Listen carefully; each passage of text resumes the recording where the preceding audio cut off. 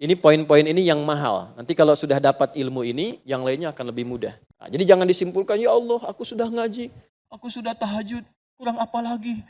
Tapi jaga ya, ini rahasia di antara kita aja nih.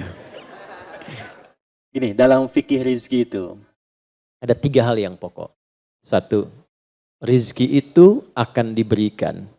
Rumusnya ya, akan diberikan saat ikhtiar kita keluar. Apapun jenisnya. Sudah jelas itu.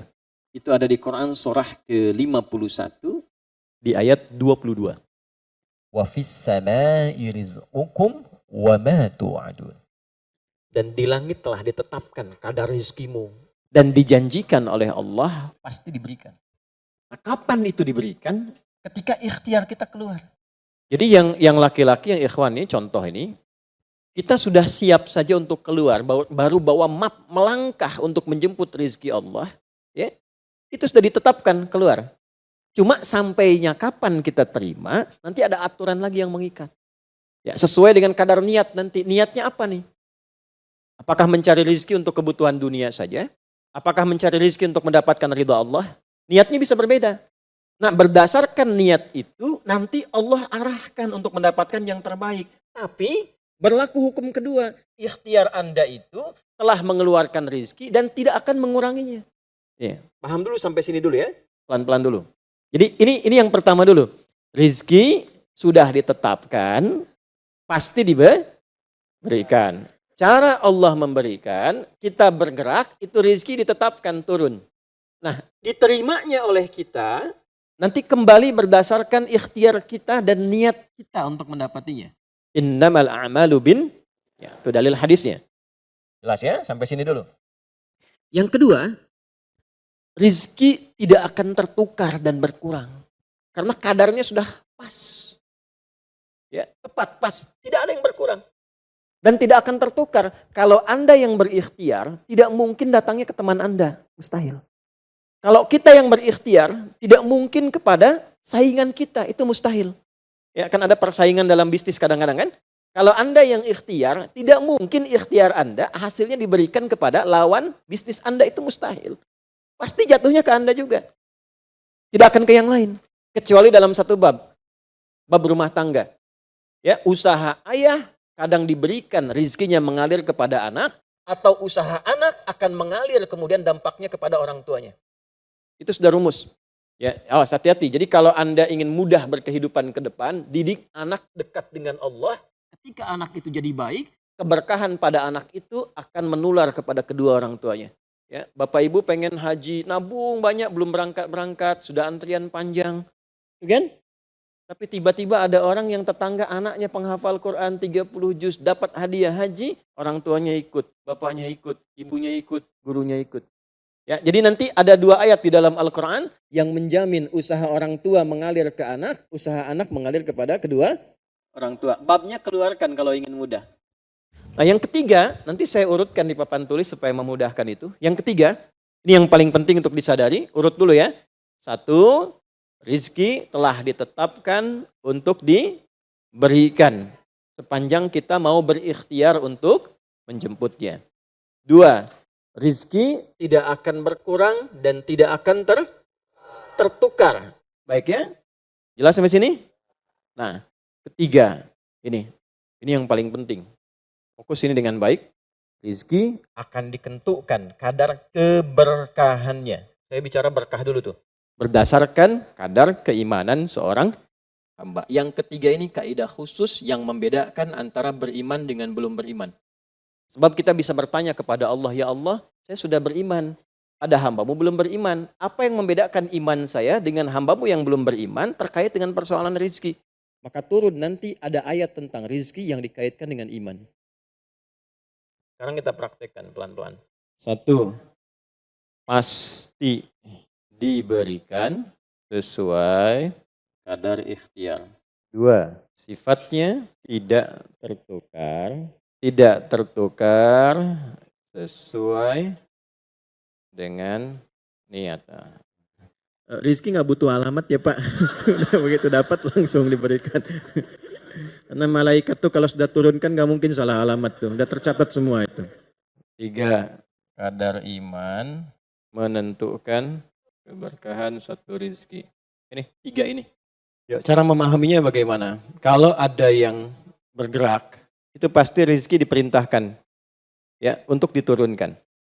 Tapi sekali lagi tadi, apakah itu akan langsung diterima atau nanti diakumulasikan, dikumpulkan, yang dengan pengumpulan itu di titik tertentu Allah berikan. Jadi kalau Anda misalnya belum dapat hari ini, belum dapat hari besok, sepekan nyari nggak dapat. Tiba-tiba bulan yang ketiga dapat. Dan gajinya begitu besar tawarannya. Bahkan belum mulai udah dikasih pesangon misalnya untuk uang muka banyak sekali. Nah, cara memahaminya bagaimana? Bukan berarti ketika Anda dapat di situ besar. Itu akumulasi kumpulan yang telah dikumpulkan dari ikhtiar Anda sejak awal. Paham nggak sampai sini? Paham ya? Nah, kenapa ada hukum demikian? Masuk ke sini dulu nih. Saya mau tanya sebentar. Yang para ayah dulu ya, laki-laki lah terutama. Kalau mencari rizki dalam konteks bekerja ya, untuk materi. Karena rizki itu nanti ada ketenangan, anak-anak, keturunan itu rizki juga. Dalam konteks mencari materi, untuk makan, untuk minum dan sebagainya, saya tanya, untuk memenuhi kebutuhan hidup atau untuk mencari ridho Allah? Udah jujur aja, nggak usah. Bahas sini dulu. Saya tanya, untuk kebutuhan hidup atau mencari ridho Allah? Nah, ini nomor 1. Nggak mau kalah dua-duanya. Ridho Allah. Ini sekedar dunia. Ketika Anda mencari rizki hanya untuk dunia, maka yang berlaku hukum dunia. Semakin Anda bekerja keras, semakin Anda dapat. Semakin Anda kreatif, semakin mudah dapat. Ya, semakin pintar, semakin mudah dapatnya. Di sini tidak berlaku masalah iman. Karena semua sama, Allah tetapkan hukum dunia. Siapa yang bekerja keras, siapa yang mau kreatif, siapa yang punya inovasi, siapa yang makin pintar, mudah dia mendapatkan dunia. Ada ilmu menambah, dunia dapat. Man arada dunya, kata Imam Syafi'i, fa'alaihi bil ilmi. Siapa yang ingin menguasai dunia, dengan ilmu bisa dapat. Ada ilmu kreativitas, ada serius, sungguh-sungguh. Kerja yang serius, sungguh-sungguh. Di Tiongkok itu, kalau datang ke satu tempat, ketukin tiap pintu, nawarin barang. Ya, barang ditawarin, 1, 2, 3, 4, saking seriusnya. Orang mengerjakan apa, dia cari yang lain. Pernah dulu ada orang, bukan muslim, ke Saudi, mampir ke Jeddah, hanya untuk lihat jemaah haji itu beli apa. Setelah itu dia pulang ke Tiongkok, ke Cina, ya, musim berikutnya itu made in China. Semua buatan Cina tuh, yang tasbih Cina, yang sajadah Cina, dan harganya jauh di atas harga-harga standar. Itu tuh. Jadi kalau misalnya orang serius, sungguh-sungguh kreatif, inovasinya ada, bisa buat sesuatu yang orang lain nggak buat, dia bisa sukses. Hukum dunia. Tapi semua apa yang didapatkan pun untuk memenuhi kebutuhan dunia saja. Nafsu ada di situ, persaingan ada di situ, ya, popularitas ada di situ. Makanya orang-orang yang kerjanya orientasi dunia, itu pada umumnya, pada umumnya, apa yang didapatkan hanya untuk memenuhi kebutuhan nafsunya saja. Selesai sampai sini. Nafsu itu kan gak berhenti. Makanya perlombaannya berapa banyak. Ayo siapa yang duluan dapat 10 triliun, siapa yang duluan dapat 20 triliun, itu dunia. Dan gak akan berhenti, begitu dapat pengen nambah lagi, dapat pengen nambah lagi. Walaupun yang dipakai mungkin tidak sampai ke situ. Sekarang saya tanya Anda ya, mengumpulkan sesuatu yang tidak Anda gunakan, bermanfaat tidak? Ibu misalnya mengumpulkan kayu bakar banyak sampai seruangan masjid ini, Bu. Ya. Tapi yang ibu pakai sehari cuma 1. Ya, dikumpulin 1, 2, penuh, tapi yang dipakai 1. Tapi nggak pernah puas melihat pengen lagi sampai 10 masjid kayu dikumpulkan. Yang dipakai cuma 1. Nah, kira-kira perbuatan semacam ini bermanfaat tidak? Nah, jika ada orang yang banyak bekerja, hanya membutuhkan sesuatu untuk memenuhi keinginannya saja, ketahuilah Anda terjebak dalam kehidupan duniawi. Mohon maaf sebesar-besarnya ya. Jadi kalau bekerjanya hanya untuk tambah tabungan lagi, cek saldo, bandingkan dengan teman-teman, tapi dari apa yang dikumpulkan tidak membuat Anda lebih baik. Ya, yang paling bahaya tuh gini, pas sakit carinya obat generik. Padahal kayaknya minta ampun gitu. Ya, itu menunjukkan bahwa ada sifat dunia yang menguasai. Pada diri pribadi pun bersifat masih kikir. Nah ini ya, ini yang berbahaya ini. Ya, kalau bekerjanya nggak ada masalah, serius dapat nggak ada masalah. Cuma yang dapat ini mengeluarkannya seperti apa? Kalau hanya mengumpulkan, hanya pamer, hanya untuk update. Dia mau menyampaikan dengan pamernya, pakai hukum dunia, nggak bisa disalahkan dalam konteks dunia. Walaupun secara moral, dalam hukum agama, ini tidak dibenarkan. Jelas nggak sampai sini? Ya, sekarang saya tanya, ada nggak orang misalnya OKB misalnya, orang kaya baru gitu. Baru kaya, langsung pasang status, ada yang begitu? Ya, dapat mobil baru, pasang status, ada yang begitu? Nah, ini biasanya semakin banyak dilakukan, terjebak dengan hukum dunia. Tugas kita mendoakan, bukan mencela. Oh pasti si itu tuh, bukan ya. Jangan seperti itu. Ya, tugas kita mendoakan kembali dan sehingga dengan doa itu mudah-mudahan sampai kepada jiwanya untuk bisa berubah. Sehingga diarahkan pada yang lebih baik. Tapi maksud saya begini, kalau ada di antara yang ngaji itu terpedaya dengan sistem seperti ini, dia bekerja, tambah lagi, tapi penambahan itu alhamdulillah tidak membuat kehidupannya lebih baik dan bermanfaat, dia terjebak dalam kehidupan dunia. Pada akhirnya berlaku hukum akhir dunia. Dunia itu kan punya dua arti. Satu cepat, yang kedua rusak. Cepat gak terasa. Kayaknya baru kemarin kita ngaji ya. Sekarang ketemu lagi. Cepat tuh. Ya ketemu teman. Kayaknya baru kemarin main sama-sama. Ternyata sekarang udah punya cucu 4 gitu. Ya? Itu dunia tuh. Itu hukum dunia cepat. Ya cepat. Yang kedua rusak. Semua dunia itu akan fana. Rusak sifatnya hilang. Habis. Kalau bukan kita meninggalkan dunia, dunia yang meninggalkan kita duluan. Ini saya sering katakan, ini ada gelas nih, menampung air. Airnya habis, didiamkan saja, jangan diapa-apakan. Ini kotor, rusak sendiri. Anda punya handphone, elektronik, simpan aja, nanti rusak sendiri. Sifat semua dunia itu rusak. Di sepanjang kita berada di dunia, tubuh pun gak abadi. Yang ganteng-ganteng akan hilang dengan sendirinya gantengnya. Makanya ibu kalau cari suami ganteng nanti rugi tuh. Baik, sama. Istri juga demikian. Yang perempuan demikian. Semua selama di dunia, hukum berlaku. Nah, harta juga begitu. Saat dikumpulkan banyak yang dihitung ini, kalau tidak sadar dengan, nah ini poinnya. Kalau tidak sadar dengan ketentuan hidup yang benar, pasti penyesalannya di akhir. Karena semua yang dikumpulkan itu pada akhirnya akan selesai hilang. Minimal, manusia yang meninggalkan apa yang dikumpulkan dari dunia ini. Terkumpul 100 triliun. Hartanya kumpul. Manusianya kan meninggal juga. Ya kan? Selesai ya? Ya pertanyaannya, selama hidup yang kemakan berapa dari sini? Nah ini yang kemudian dikoreksi oleh agama. Dituntun oleh Islam. Tidak salah. Kalau bisa jangan 100 triliun, nanggung 1000 triliun, 2000 triliun, 3000 triliun. Kayak Abdurrahman bin Auf tuh, sampai 14.000 triliun. Kalau dihitung dengan kurs sekarang. Sampai 14.000 triliun. Tapi ternyata apa yang dikumpulkan itu membawa keberkahan untuk dunianya plus membawa bekal kebaikan untuk akhiratnya.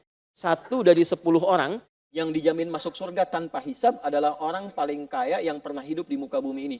Salah satunya Abdurrahman bin Auf. Hartanya kurang lebih sampai 14.000 triliun. Tapi bisa menggunakannya. Dunianya sejahtera, akhiratnya terjamin. Ya, nah maka yang paling menentukan itu ini satu niat, yang kedua di sini aspek keberkahan. Dicarinya pakai iman. Maka niatkan yang pertama, upayakan setiap pencarian itu gunakan fungsi imannya untuk mencari ridha Allah. Maka ayatnya akan pindah ke ayat 172. Ya ayyuhalladzina amanu kulu min thayyibati ma razaqnakum. Hei orang-orang yang beriman, pakai imanmu untuk mencari kebutuhan hidupmu. Nanti aku siapkan kata Allah yang sesuai dengan kadar imanmu. Karena itulah kadang kelihatannya begini. Kelihatannya mohon maaf ya Bu, Pak. Gak dapat lagi. Padahal sudah tahajud malamnya. Udah puasa, udah baca Quran. Lamar gak dapat lagi. Ini gak dapat lagi. Bukan karena ini Anda gak bisa dapat. Bukan. Karena belum cocok dengan iman Anda. Ini belum thayyib. Belum thayyib. Belum ada baiknya. Mungkin ada bagian dari usaha itu yang kurang cocok untuk iman. Tapi ikhtiar Anda mencari, itu oleh Allah ditetapkan. Setiap dia berangkat, tuliskan. Siap turunkan, siap turunkan. Cuma kapan diturunkan? Nah, itu kadang-kadang ada latihan untuk menguatkan keimanan kita. Sampai kita melewati semua perjalanan pencarian rezeki itu, baru diturunkan. Dan hebatnya, dalam mencari ini, Allah berikan bonusnya. Ada bonus pengalaman. Pernah sakit, pernah capek, pernah naik ini, pernah naik itu. Tanpa sadar, itu yang menempa dirinya menjadi sosok yang lebih kuat, lebih baik. Yang ketika rezekinya diberikan seutuhnya, dia sudah bisa menggunakan rezeki ini sesuai dengan pengalaman sebelumnya. Nah, yang mahal tuh ini. Makanya Abdurrahman bin Auf itu kan diambil dulu, dirampas hartanya, berangkat 400 km, jalan kaki, nggak bawa apa-apa, dipakai dulu ilmunya, belajar dulu jadi penyalur, dapat upah, dapat bonus dulu, baru dipakai lagi. Tapi perjalanan itu menempa hidupnya dengan iman sehingga jadi orang terkaya yang pernah tercatat dalam kehidupan di bumi sampai hari ini. Jadi kalau satu kali Anda melamar kemudian ditolak pekerjaan, jangan langsung simpulkan tidak diberi. Alhamdulillah ya Allah yang telah memberikan kepadaku rizki yang baru berupa penolakan ini untuk menguatkan iman dan mentalku untuk menjemput rizkimu yang lebih baik daripada ini. Nah ini poin-poin ini yang mahal. Nanti kalau sudah dapat ilmu ini, yang lainnya akan lebih mudah. Nah, jadi jangan disimpulkan, ya Allah aku sudah ngaji, aku sudah tahajud, kurang apa lagi? Sampai hari ini aku belum dapat. Nah itu sesuatu yang tidak tepat untuk keluar, tapi juga bisa dipahami karena boleh jadi belum mendapatkan pencerahan sesuai dengan bab rizkinya. Nah pada akhirnya dikembalikan, kalau sudah dapat itu ditanya balik oleh Allah, itu mau dipakai apa? Toh pada akhirnya aku yang cukupkan. Ya, falyanzuril insanu ila ta'ami. Yang pertama kebutuhan makan kita pastikan dengan baik. Allah yang kasih, masa digunakannya untuk mencari yang tidak baik.